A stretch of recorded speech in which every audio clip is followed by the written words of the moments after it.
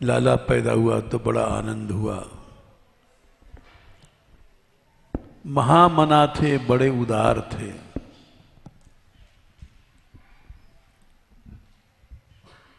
वेदज्ञ ब्राह्मणों को बुलाया,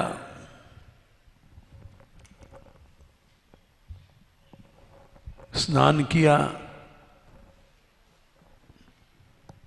अलंकृत गहने पहने, स्वस्ति वाचन करवाया, जात कर्म करवाया, पुत्र उत्पन्न होने के समय जो किया जाता है, विधिवत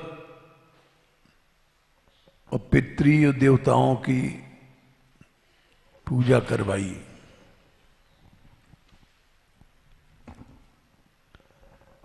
उसके बाद उन्होंने धेनु नाम नियुते दप्रादाद 2 लाख गायें ब्राह्मणों को अलंकृत सोने से सजा करके दिया। तिल के 7 पहाड़ दिए, रत्नों से, शात को सुनहले कपड़ों से ढके हुए,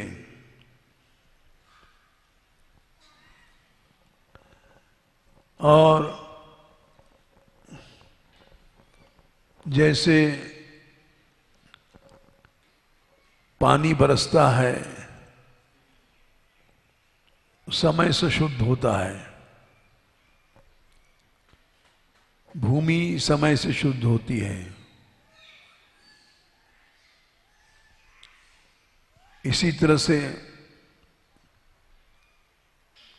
स्नान से शरीर आदि शुद्ध होते हैं, शौच प्रक्षालन से वस्त्र आदि, संस्कारों से गर्भ आदि, तपस्या से इंद्रियों की शुद्धि होती है, यज्ञ से ब्राह्मण आदि की शुद्धि होती है।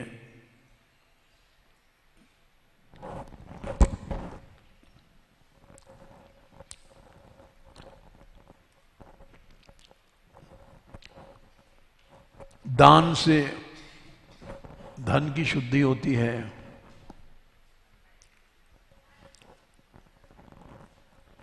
संतोष से मन की शुद्धि होती है।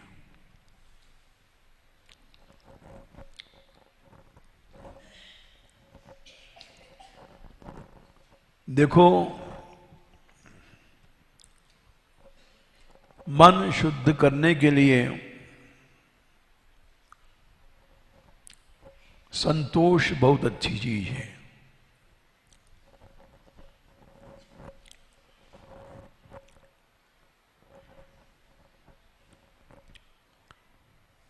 राजा बलि के यज्ञ में जब भगवान गए थे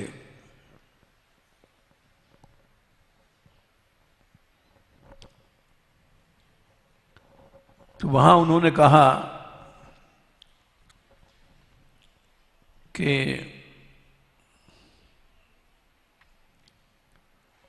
यथालाभ संतोष से मुक्ति तक हो जाती है, मनुष्य संसार से छूट जाता है।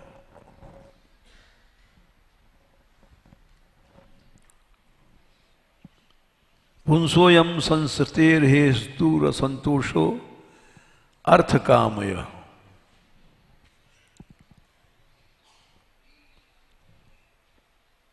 संसार में मनुष्य भटक रहा है, 84 लाख योनियों में चक्कर काट रहा है। क्यों? असंतोष है।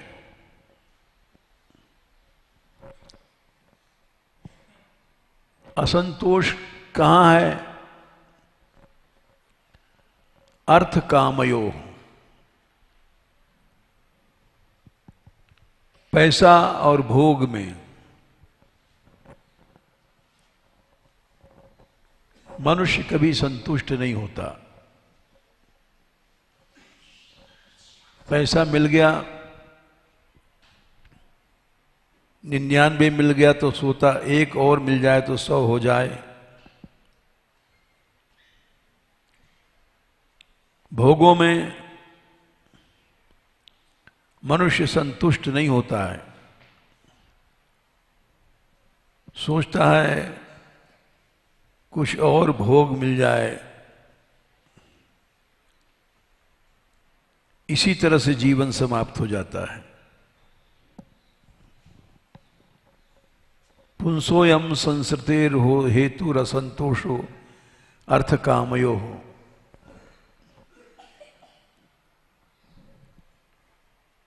और अगर जो कुछ मिल गया है उसमें हमेशा संतुष्ट रहे,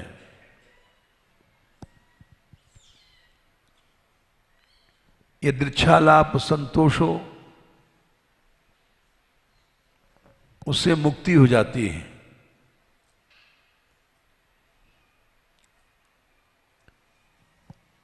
पुंसोयम संसृतेर हेतु रसंतोषो अर्थ कामयो यदृच्छा लाभ संतुष्ट संतोषो मुक्तये स्मृत।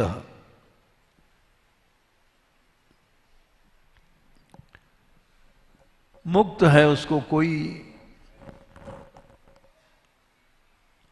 असंतोष है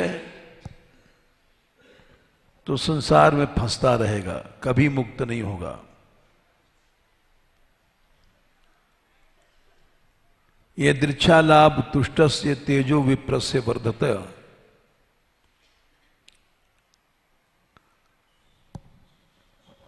तेज बढ़ता है मनुष्य को।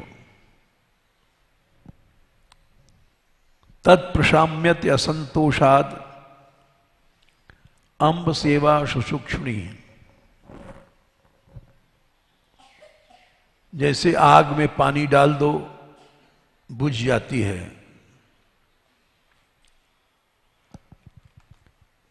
वैसे ही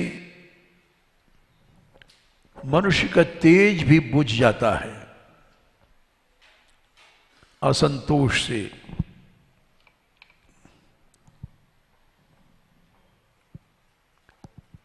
यदिच्छा लाभ तुष्टस्य तेजो विप्रस्य वर्धत तत्प्रशाम्यत असंतोषाद अंब सेवा सुसूक्ष्णी। भोगों में संतुष्ट है, यानी अब उसको इच्छा नहीं है, तो अपने आप उसका तेज बढ़ जाएगा। धक धक धक सूर्य के समान तेजस्वी हो जाएगा।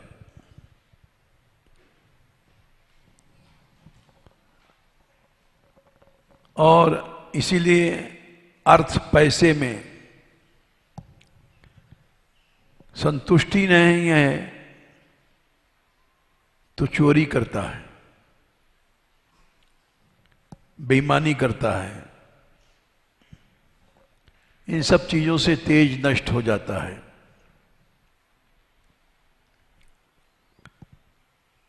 हम किसी के एक पैसा चुराते हैं,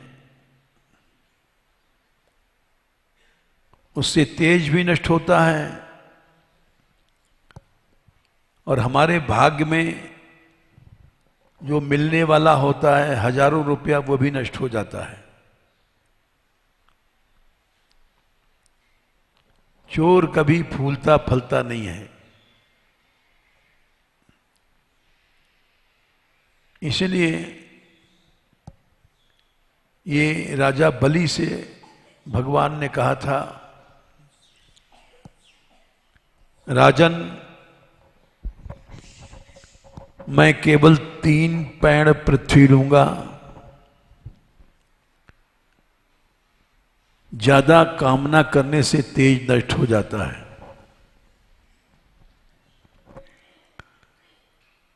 आज हमारा धार्मिक समाज तेजहीन क्यों है? क्योंकि हम लोगों में संतोष नहीं है। धन धन, भोग भोग, ये मनुष्य को खा रहा है।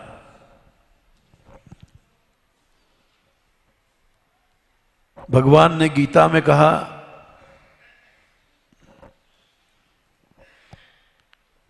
कि अर्जुन, सूर्य में इतना तेज क्यों है? चौथे अध्याय में भगवान कहते हैं,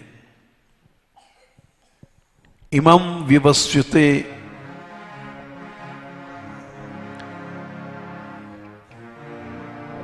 इमं विवस्वते योगम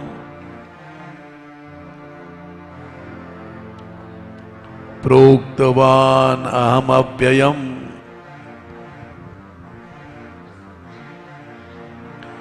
ये योग मैंने सूर्य को दिया था। पहला श्लोक है चौथे अध्याय का। इमं विवस्वते योगम, विवस्वान माने सूर्य को मैंने यही सिखाया था।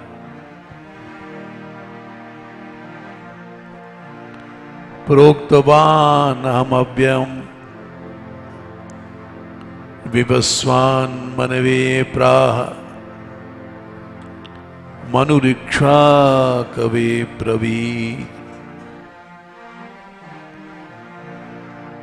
सूर्य ने मनु को दिया यही ज्ञान, मनु ने इक्ष्वाकु को दिया। इस तरह से पुराने समय में जितने बड़े बड़े राजर्षि थे उसी को सीखते थे। एवं परंपरा प्राप्तम इमं राजर्षयो विदुः सकाले नेह महता योगो नष्टः परंतप।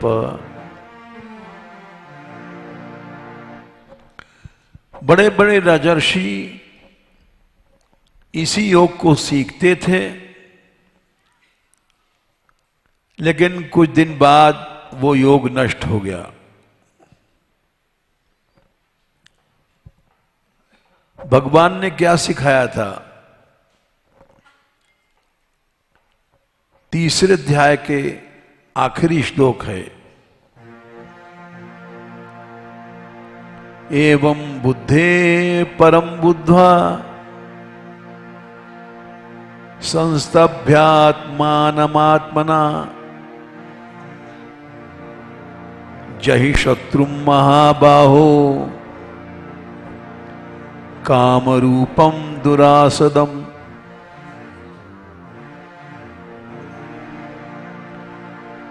ये काम तत्व बुद्धि से भी आगे है।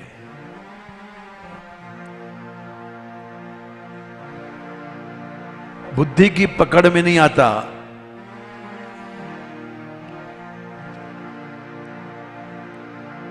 इसको रोको। जहि शत्रु महाबाहु काम रूपम दुरासदम। ये काम सबसे बड़ा शत्रु है। महाबाहो, तेरी बड़ी बड़ी भुजाएं हैं, ताकत है, तो इस काम को मार डाल। जहि शत्रु महाबाहो काम रूपम दुरासदम। इस काम को मारना तो दूर है, इसके पास पहुंचना ही कठिन है।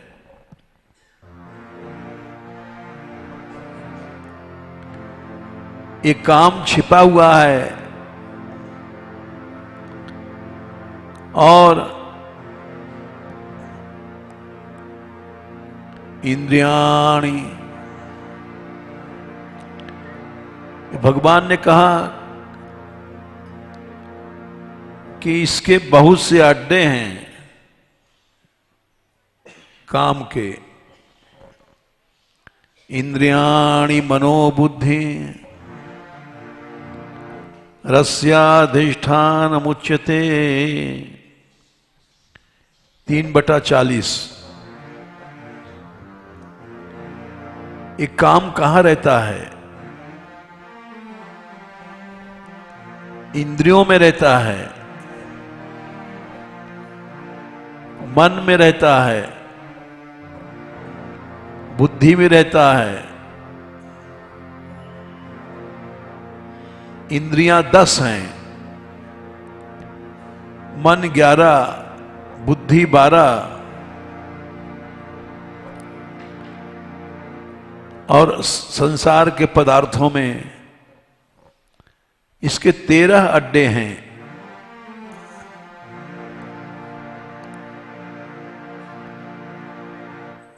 जैसे जंगल में चूहा रहता है, उसके बहुत से बिल होते हैं, दरवाजे बहुत होते हैं। सर्प घुसता है बिल में, सर्प की गंध को पहचानता है और सर्प चूहे को पकड़ नहीं पाता। उसके भीतर जाने कितने दरवाजे होते हैं, छेद। इधर से घुसा सर्प, उधर से निकल गया। वैसे ही काम के 13 अड्डे हैं। तुम इसको पकड़ नहीं पाओगे, मारोगे क्या? इसको मारने वाला सूर्य बन जाता है। संसार दबता है, तेज से मनुष्य जीत जाता है सारी लड़ाइयों को।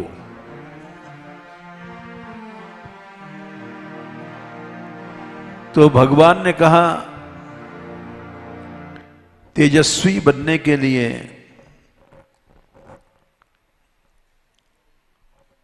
अर्थ और भोग। वामन भगवान बोले पुंसोयम संसतेर हेतु रसंतोषो अर्थ कामयो। असंतोष है, और कुछ मिल जाए, पैसा और भोग मिल जाए, 2 जगह असंतोष है, अर्थ में और कामना में। अगर इनमें संतोष हो गया, यदृच्छयोपपन्नेन संतोषो मुक्तये स्मृतः। मनुष्य मुक्त हो जाएगा, माया उसको दाब नहीं पाएगी, माया हार जाएगी।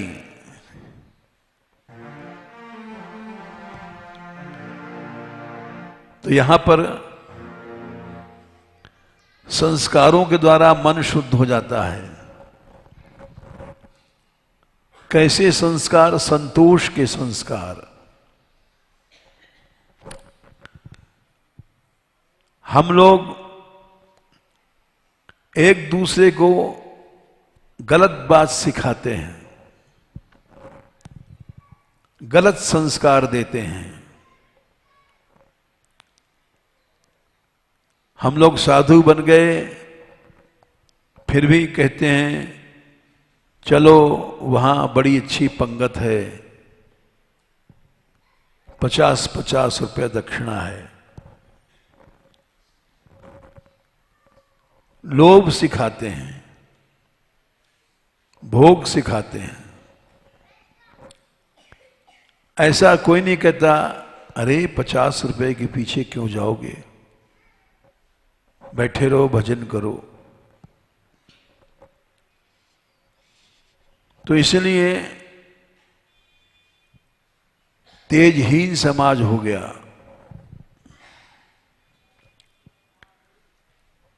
संस्कारैर तप से जया, संस्कारों से मन शुद्ध हो जाता है। तपस्या से इंद्रियां शुद्ध हो जाती हैं। जो इंद्रियां भोग से गंदी हुई हैं वो तपस्या से शुद्ध हो जाती हैं।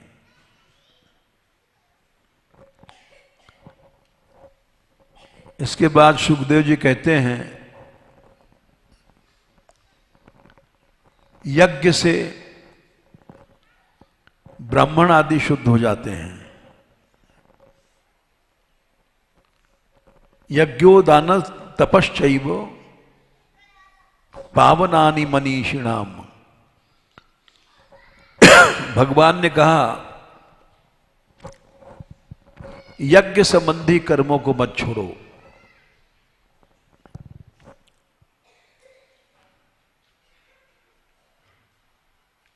कार्यम इत्येव यत् कर्म नियतम कृति अर्जुन। भगवान ने 18वें अध्याय में ये बात कहा है कि निश्यम शृणु मे तत्र त्यागे भरत सत्तम। त्यागो ही पुरुष व्याघ्र त्रिविधा संप्रकीर्तितः। यज्ञ दान तपः कर्म न त्याज्यम कार्यमेव तत्। यज्ञो दानम तपश्चैव पावनानि मनीषिणाम। यज्ञ दान तप मत छोड़ो, हर समय करते रहो। यज्ञ दान तप ये पवित्र कर देते हैं तुमको।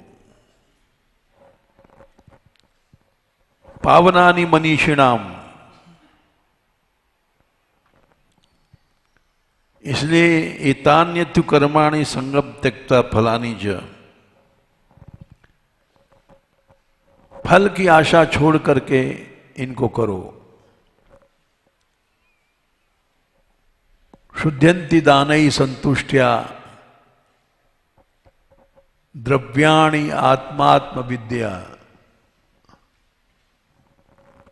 और संतोष से मन शुद्ध हो जाता है। बिनु संतोष न काम न साही, काम अछत सपने सुख नाही।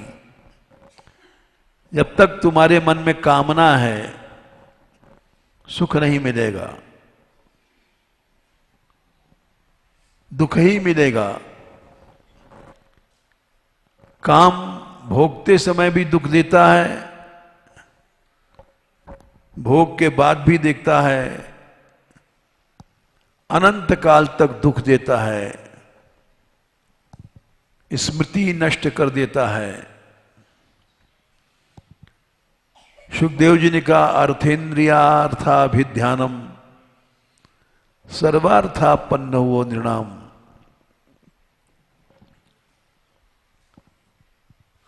अर्थ, धन और इंद्रियार्थ भोग ये सनकादिक ने कहा है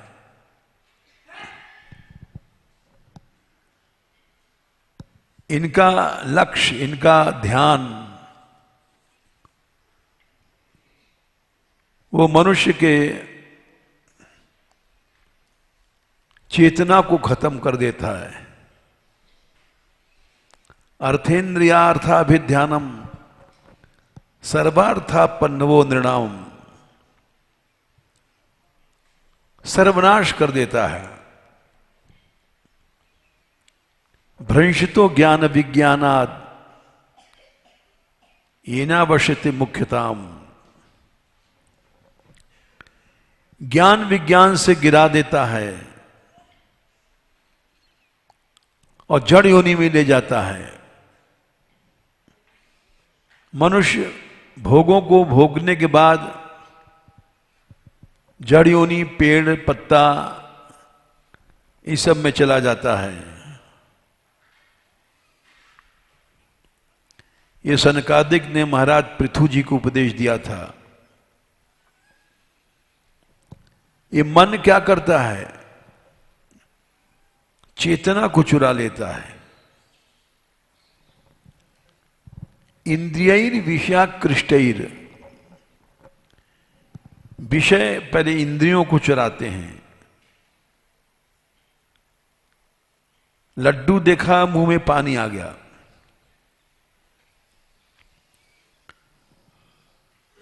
इंद्रियैर विषयाकृष्टैर,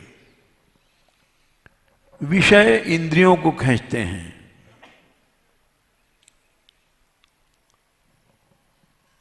और इंद्रियां मन को खींचती हैं। और मन बुद्धि की चेतना को चुरा लेता है। आक्षिप्तम ध्यायताम मनः चेतनाम हरते बुद्धे स्तंभस्तोयमेव हृदात्। जैसे पेड़ की जड़ पानी खींच लेती है पास के गड्ढे का, पी जाती है, वैसे ही मन बुद्धि की चेतना को चुरा लेता है। बोले चेतना के चुराने से क्या होता है? भ्रश्यत अनुस्मृतिश्चित्तम, याद नष्ट हो जाती है, स्मृति कि हमको ऐसा काम करना चाहिए कि नहीं करना चाहिए। और ज्ञान भ्रंशा स्मृति क्षयम,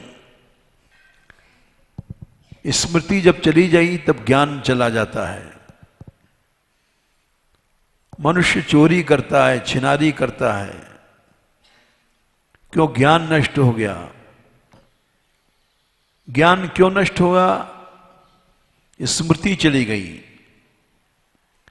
भूल गया कि हम भगवान के भक्त हैं, हमको ऐसा काम नहीं करना चाहिए। मनुष्य चोरी कब करता है? जब सत्य को भूल जाता है। ज्ञान ही सत्य है। मनुष्य भोग कब भोगता है? जब संयम में तेज है, ये भूल जाता है, तब भोग करता है। चुराया क्यों? सत्य को भूल गया। भोग क्यों भोगा? संयम को भूल गया। स्मृति के जानने से ज्ञान चला जाता है, वैराग्य, ज्ञान सब चले जाते हैं। और अगर स्मृति बनी रहती है तो ज्ञान बना रहता है।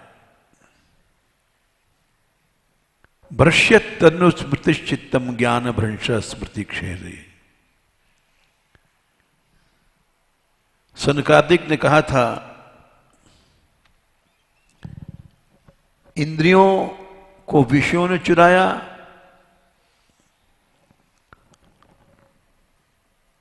और इंद्रियों ने फिर मन की चोरी किया। मन ने बुद्धि की, चेतना की चोरी किया। चेतना के जाने के बाद स्मृति चली गई। स्मृति के जाने के बाद ज्ञान चला गया। ज्ञान जाने के बाद मनुष्य का नाश हो जाता है।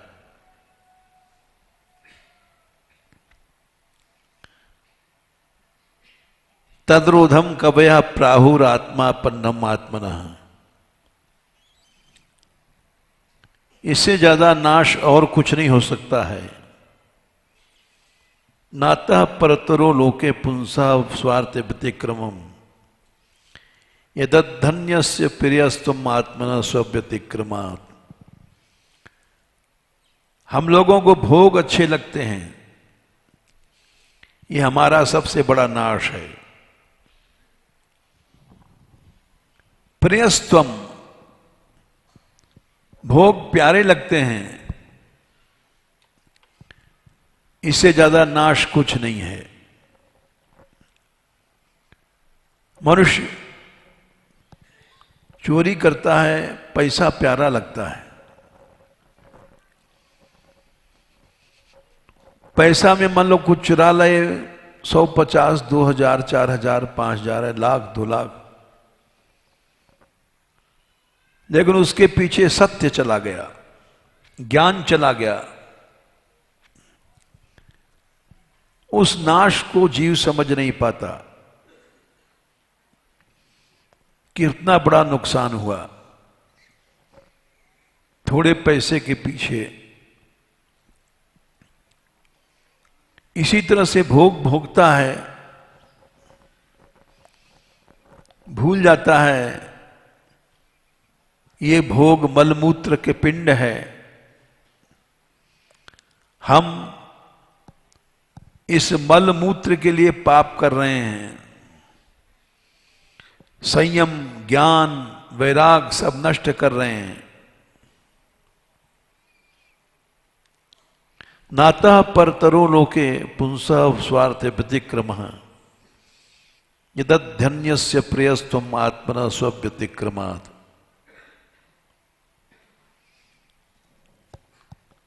तो सुखदेव जी कह रहे हैं कि जिसके अंदर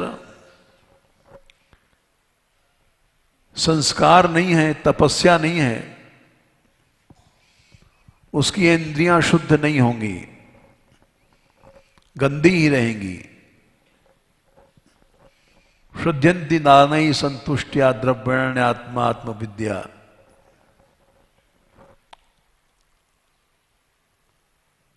और भगवान का जन्म हुआ है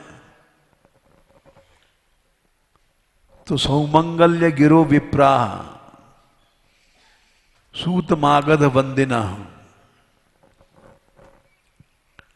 सूत कहते हैं जो पुराणों की कथा सुनाते हैं। वंश की बात सुनाने वाले मागध माने जगह कहे जाते हैं, जगह लोग।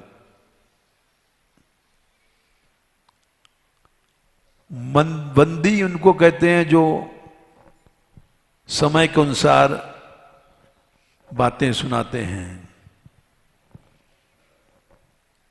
तो कृष्ण पैदा हुए, सूत लोग आए, मागध लोग आए, बंदी लोग आए और सूत लोग पुराणों की कथा सुनाने लग गए, मागध लोग वंशावली सुनाने लग गए। देवमीढ़ हुए हैं, देवमीढ़ के 2 लड़के भय, पर्जन्य और शूरसेन। देवमीढ़ पर बाबा थे कृष्ण के। इनका 2 विवाह हुआ था, एक क्षत्रिय कन्या, एक वैश्य कन्या, एक बनैनी, एक क्षत्राणी। बनैनी से पर्जन्य पैदा हुआ और क्षत्राणी से शूरसेन पैदा हुआ। शूरसेन के लड़का भय वसुदेव जी और पर्जन्य के पैदा हुए नंद बाबा।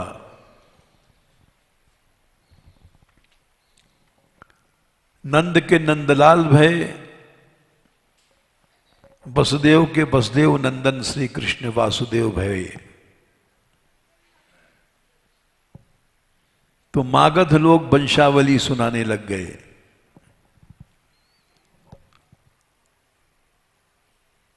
और बंदी लोग समय के अनुसार पुत्रोत्सव की बातें सुनाने लग गए। गायकाश्च जगुर नेदुर भेरियो दुंदुभ्यो मोह। गवैया लोग आए, बड़े बड़े गाने वाले। नंद के लाल पैदा हुआ है। दुंदुभियां नगाड़े बजने लग गए। भेरी और दुंदुभियां बजने लग गईं।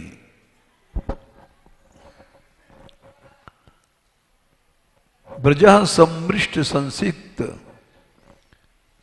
द्वारा जिर गृहांतर। सारे ब्रज में सभी घरों के दरवाजे,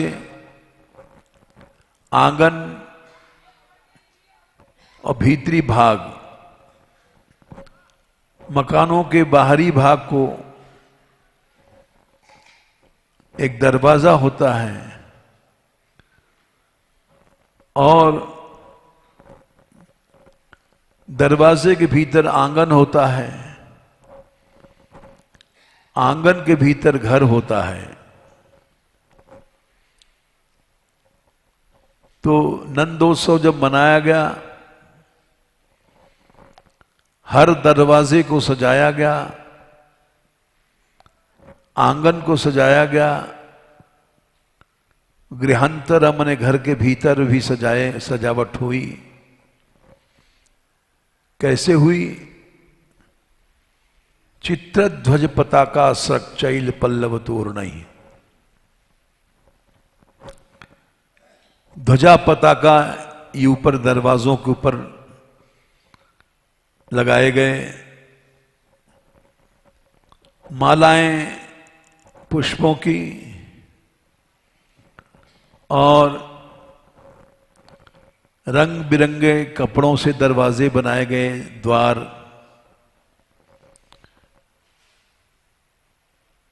चैल पल्लव तोरणई, केला आदि पेड़ों के पल्लव टांगे गए और तोरण बंधनवार बनाए गए। इस तरह से गावो वृषा वत्सतरा, गैयाओं को सजाया गया। हल्दी, तेल ये लेप किया गया। इससे पशुओं को रोग नहीं होता है, शरीर में कीड़े नहीं पड़ते हैं, गायें अच्छी लगती हैं। हल्दी और तेल का लेप किया गया और हरिद्रा तैल रूषिता विचित्र धातुर बरहस्रक वस्त्र कांचन मालिना। गेरू आदि मिट्टी को धातु कहते हैं। कोई गेरू मिट्टी, कोई पीली मिट्टी, कोई लाल मिट्टी, इनको धातु कहा गया। विचित्र प्रकार की धातुओं और बरह मने मोर पंख, स्रग मालाएं, वस्त्र और कांचन मालिना सोने की मालाएं, सोने के हार, सोने के आभूषण गायों को भी पहनाया गया। क्योंकि टहल में रमा निहारिये, लक्ष्मी बुहारी लगा रही है, धन की कमी नहीं है।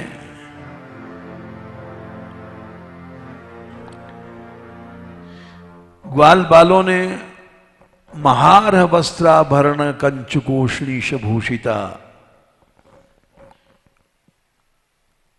बहुत कीमती वस्त्र पहने,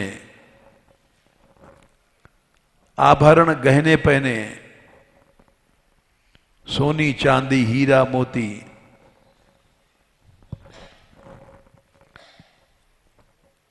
वस्त्राभरण कंचुक कहते हैं जामा आगरखा, उष्णीश कहते हैं पाग या टोपी,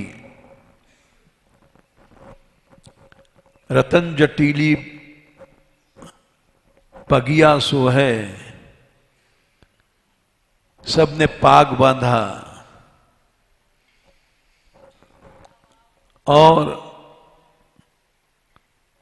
बढ़िया अंगरखा पहन करके गोपा समाययु राजन, सब नंद भवन को चले।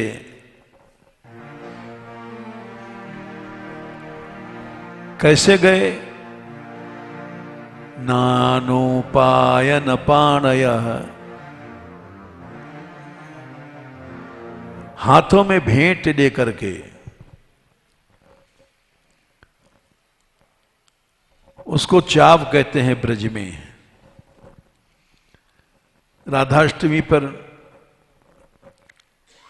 यहां अब भी चाव निकलती नीचे से, यद्यपि परंपराएं अब खत्म होती जा रही हैं,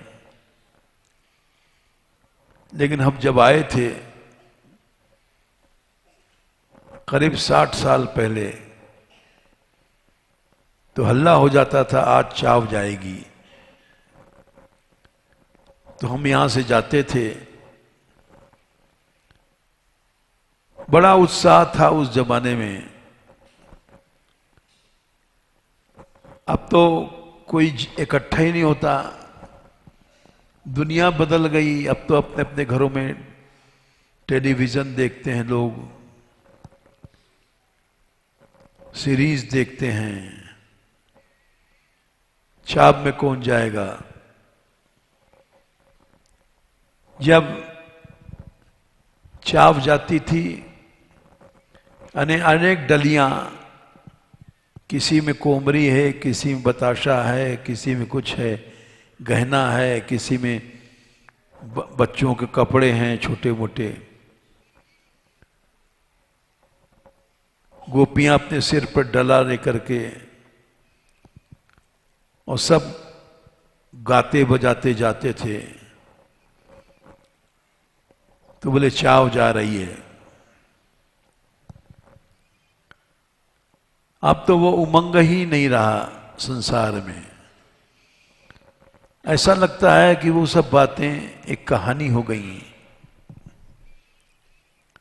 नानोपायन पाणय से मतलब है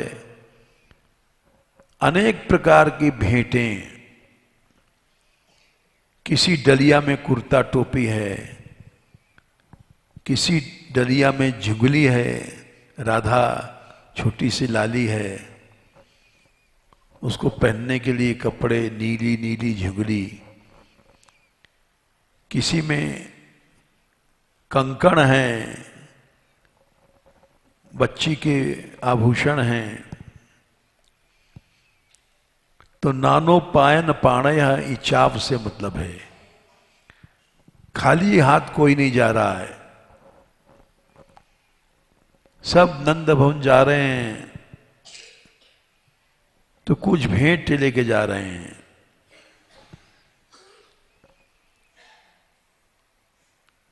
इसको नंदोत्सव कहते हैं। कोई भी खाली हाथ नहीं जा रहा है। गोप्यश्चाकर्ण्य मुदिता यशोदाया सुतोद्भवम। गोपियों ने सुना यशोदा के लाला पैदा हुआ है, बड़ी प्रसन्न हुई। आत्मानम भूष्यान चक्रुर,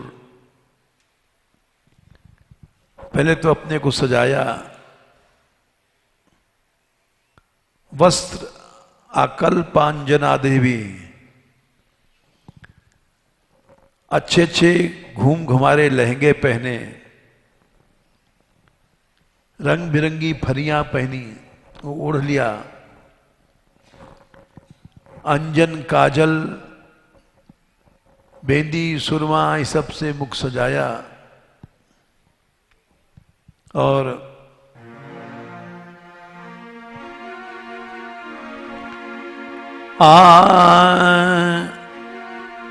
जैसे ही जन्म सुन्यो राधे को,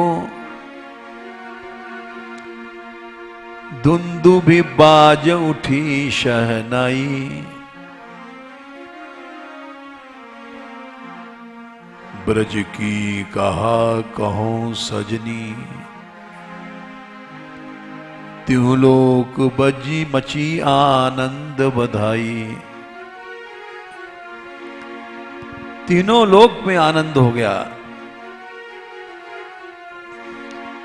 धाये चले ब्रजवासी जन सब,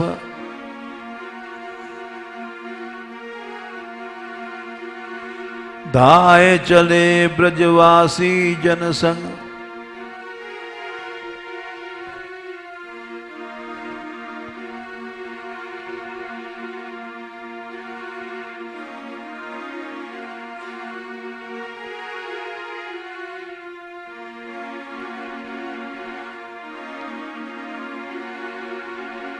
रच पच के सिंगार बनाई,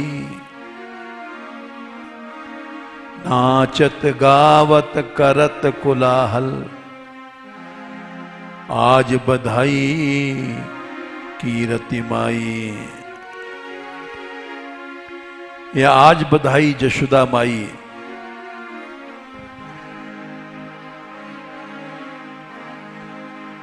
गोपियों ने अपने को सजाया बढ़िया वस्त्रों से, आकल्प अच्छी रंग बिरंगी फलियाओं से, अंजन मुखराग नव कुंकुम किंजल का मुख पंकज भूतया,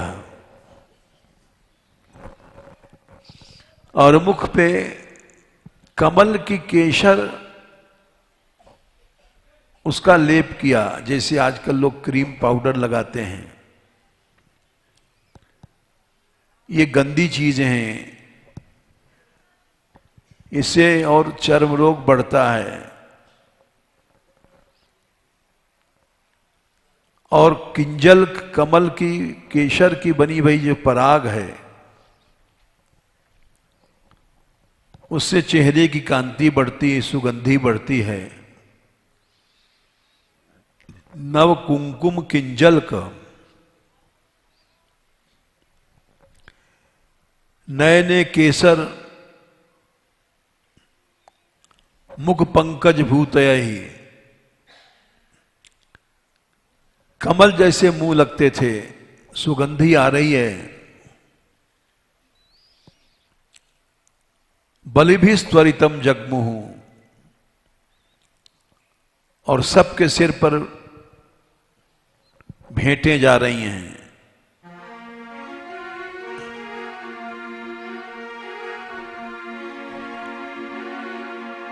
ये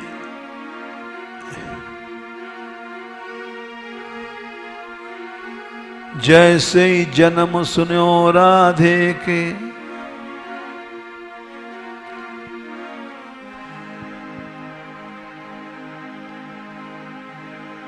धाय चली लिए गोपी बधाई।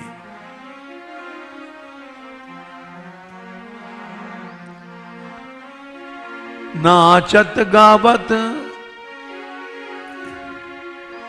मोद भरी सब नाचे गावे,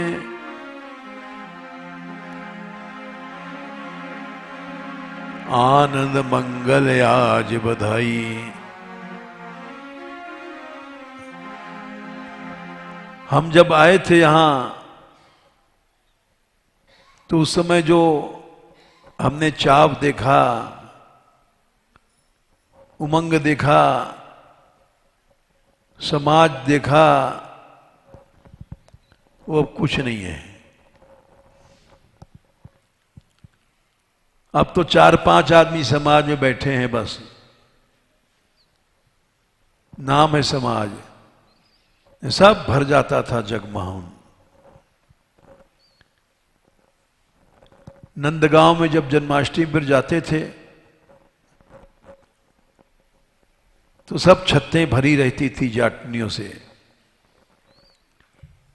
गली गली में नृत्य होता था। अब वो सब जमाना ही चला गया। ऐसा लगता है जैसे पुराने जमाने में ये सब लोग गप समझेंगे। बलिभिस् त्वरितम जगमुः पृथु श्रोणेश्चरत कुचा। सब गोपियां भेंट लेके जा रही हैं। और उस जमाने में नंदगाम में